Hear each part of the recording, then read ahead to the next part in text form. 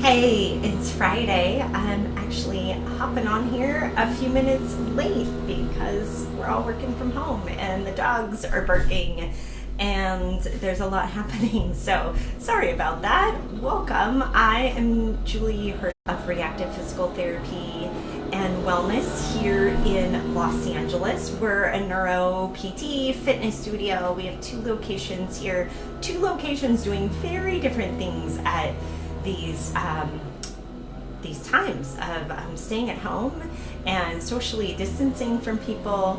But one thing that we're doing a ton of is hopping online. So we're doing that a few times actually today. And this is our Friday Facebook Live. Thanks for joining us.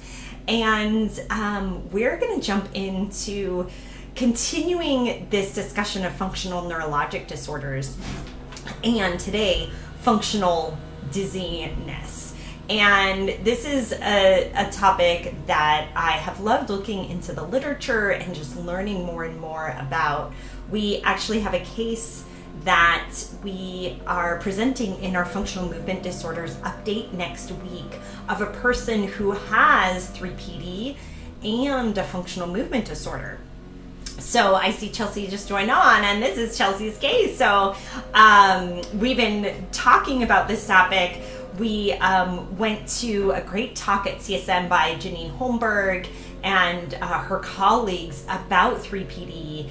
Janene Holmberg also recently published a really great review paper. So we're going to dive into some great pieces of that today. So also, I don't know if you knew, but April is actually F&D Aware Month. So perfect timing for a functional movement disorders update class. It's my favorite topic anyway. So really excited to talk about this as it's the month and we're preparing for our mini course next week. So this week, we're going to talk about 3PD, persistent postural perceptual dizziness. I always get the 3 P's in the wrong order there. And this is indeed a functional disorder, and it's a functional dizziness disorder. And what we'll talk about today is what it is and why it's a functional disorder, what the keys are to management, and then also what outcome measures. I actually printed one out for you because after the course at CSM, I adapted what Janene Holmberg has presented, and we're using it now in our practice. So let's dive right in because there's a lot. I will put a link to the article that she recently published here. It's not a free full text, but I think if you look around, you can probably find it. I had to go through our library at USC to find it, but it's a great article. I highly, highly recommend it. Okay, so let's start with what is 3PD? Why is this a functional dizziness? So 3PD has some common characteristics. It's characterized by being chronic and persistent non-spinning, so like the world is spinning, dizziness. It includes visual or motion hypersensitivities and perceived unsteadiness. And it's actually often triggered by a very definite peripheral vestibular disorder. Excuse me. So that is something that's very important, is, a vestibular hypofunction, a benign positional vertigo may actually be the start of 3PD. What is very interesting, and we're finding this more and more with the functional disorders, is that 3PD actually may be more common than things like peripheral vestibular disorders or Meniere's disease or even bilateral vestibular hypofunction.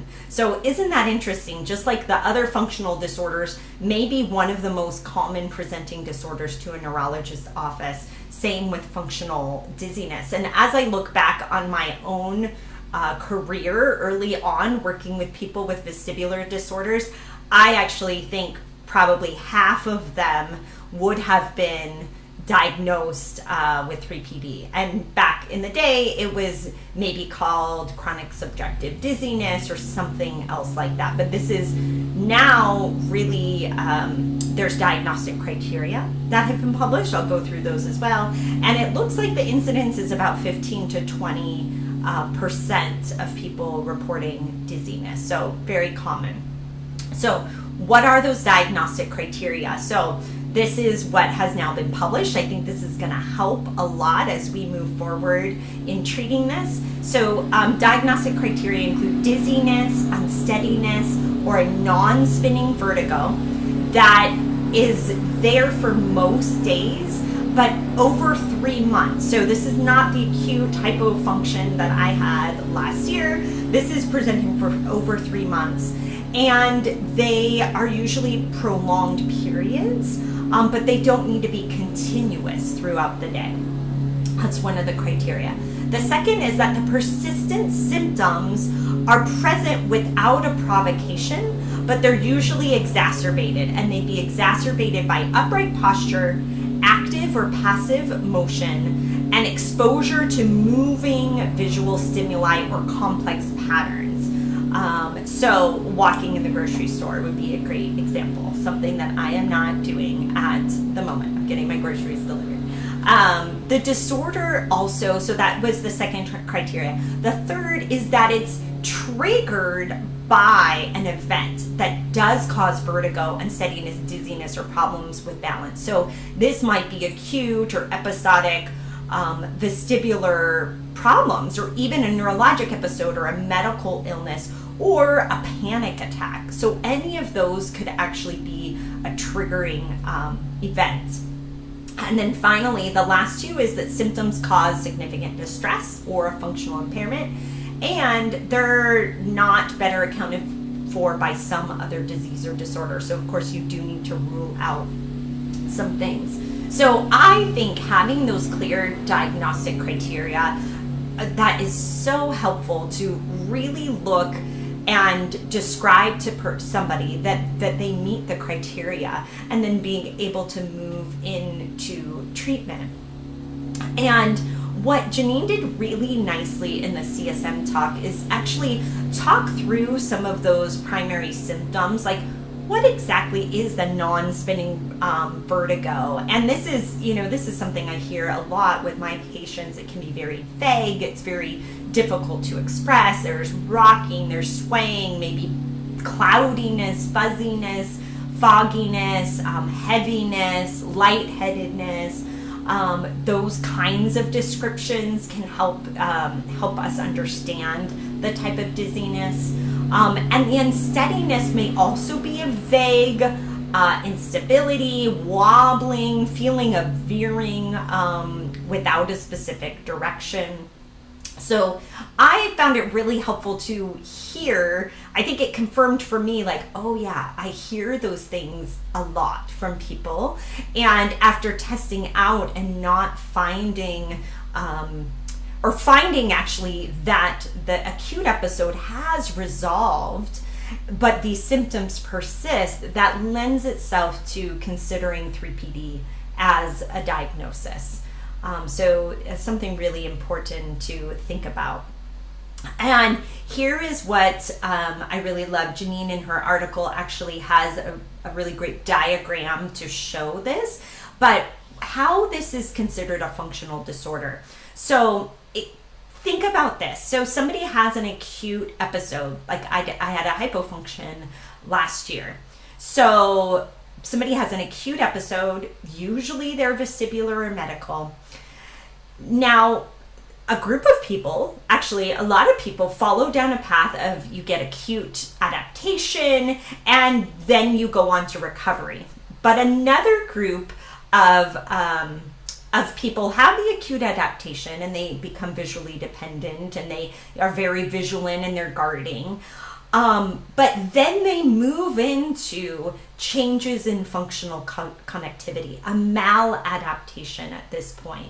And so at this point, we start seeing that software problem in the nervous system. So now there's a high threat of postural control. There's abnormal self-awareness, remember that's actually part of a functional movement disorder definition. So body vigilance, there's a misweighting of the sensory information, and really just distortion in the body and the perception, and that's all in cortical connection. So it's a connection, functional connectivity problem that then leads to a perception of dizziness and instability.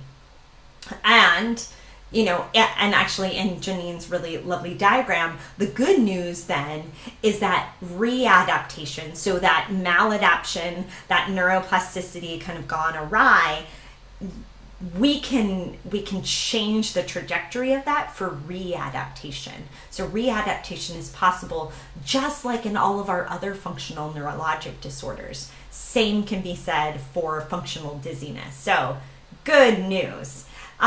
So how do we do that? What are some of the pieces of the program? And again, we do about these little 15-minute videos here, so I'm not going to go into a whole dissertation of 3PD treatment, but I want to highlight some of the big pieces that Janene published in this paper and also presented at CSM. One of the big hallmarks of management is education, and we talk about this in functional neurologic disorders as well. Huge piece, and I would say like that's kind of the cornerstone or center of the treatment. And what is some of that education? So a piece of that is through your assessment and evaluation, showing that that triggering event has actually healed or resolved, so that the connection part can be the focus. So that's one of the pieces. I loved this and actually changed my documentation based on one of Janene's suggestions. She suggested highlighting people's assets to their healing. What are their strengths that they bring to the table? And at Re+active, we have a goal sheet that we use at that initial evaluation and go through. And we actually added that terminology to our goal sheet because I thought that was just such a nice way to highlight in the program what assets the person has, internal resources for their healing. And another big piece of education is this idea that what makes you dizzy actually can help heal you if very carefully dosed over time. And this again is where there's so much overlap with all of our other functional disorders in a graded application, graded exposure, graded motor imagery like we might use for somebody with persistent pain as well. Not different, not very different at all. Here, the functional connectivity problem is causing dizziness. In persistent pain, it's causing pain. In a functional movement disorder, it's causing movement. But all have that same issue of connectivity. So education as the cornerstone. I want to hit on a couple more. I just love these so much. So when we find that autonomic dysregulation is a piece of the puzzle, using relaxation, grounding, breath control is then part of the solution. And Janene used an acronym, and it stuck with me, I think, because I'm a little bit of a neuro nerd, but it was GBS, which I usually think of as Guillain-Barré syndrome. But she used it for grounding, breath, and then sound or softening or space. And she used this analogy of a being brain versus a doing brain. And so I actually in the presentation, I was sending a message to our OT who does a lot of our mindfulness and grounding techniques with people, and we work closely together in our functional neurologic disorders. And I was like, have you heard of GBS before? And I don't think it was like a thing. I think this is what Janene has been using, but the grounding. So being inside your body and feeling the floor through your feet, feeling your chair through your hips. And especially when there's dizziness, but I find the grounding techniques really helpful for myself in this time, but just really for anybody who has a disconnect from the body, which can happen so readily in a functional disorder. So the grounding techniques, that becomes part of the treatment puzzle. A couple of more, I think, that are probably more obvious is that habituation. Habituation is like the backbone of that graded exposure, and very, very carefully dosing that with an underlying, and this is what I really loved in the case that she presented, an underlying foundation of grounding and relaxation that can be done when you push into the dizziness, and recognizing that less can be more. So I know for myself, when I had my vestibular hypofunction, when I had a labyrinthitis, I did not go with less is more at all. Now this was very acute, and I just pushed, and I was like, oh my gosh, I didn't want to end up in a functional state, to be honest, with functional dizziness. And I probably pushed a little bit too much, too hard, and that is not what you want to do at this stage. Less is more, teeny, teeny, tiny baby steps, so that you can slowly progress into provocative motions and slowly progress posture demands, range of motion, speed, all of those pieces, including then the visual motion. So graded exposure of the visual motion. And so this is not starting with those crazy YouTube videos, right? And it has to be very individualized and baby steps. So I think that can be one of the difficult pieces. It's really easy to overshoot that. So it might start with isolated eye movements. It might then have some of the computer or phone apps, then move into some of those crazy spinning umbrella figures that you see on YouTube, and then working into, which maybe we're not doing as much now, the library is one of my favorite places. Those are all closed off at the moment.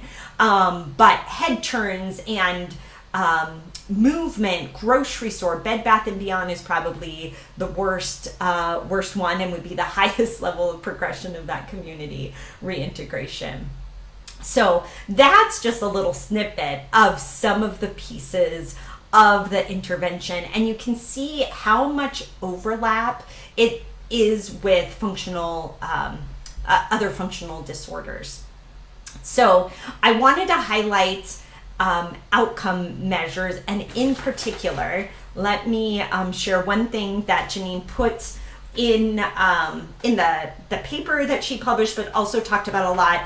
And she talked about it, and I created this right away for our clinic. So we use the PSFS a lot in the clinic, and this is the PSFS with avoidance. And I loved this addition that Janene added here. So you take your activity, give it a rating, and then also say how much you're actually avoiding it at the moment and why.